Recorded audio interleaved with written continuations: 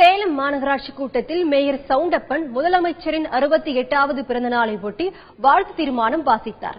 அப்போது திமுக உறுப்பினர்கள் ஜால்ராக்களை இசைத்தனர். இதைத் தொடர்ந்து திமுக, அதிமுக உறுப்பினர்கள் கைகலப்பில் ஈடுபட்டனர்.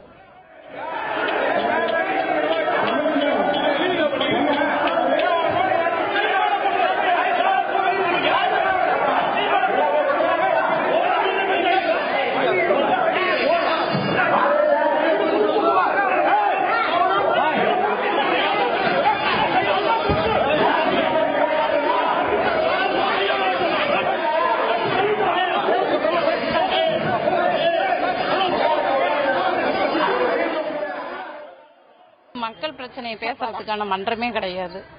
அவங்களுடைய அம்மா துதிப்பாடு மன்றமா தான் இதை அவங்க பயன்படுத்திக்கிறாங்க. ஏறக்குறைய நாடக மேடையா ஆக்கிட்டு இருக்கிறாங்க.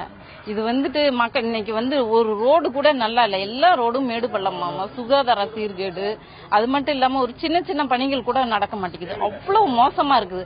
அப்படி இருக்கும்போது இவங்க உட்கார்ந்துக்கிட்டு இன்னைக்கு ஒரு துப்புரவு பணியாளரை கும்பகோணத்துக்கு அனுப்பணும்னாக்க அவங்க நல்ல உடல் தகுதியோட இருக்கிறவங்களை அனுப்பிவிட்டா பரவாயில்ல.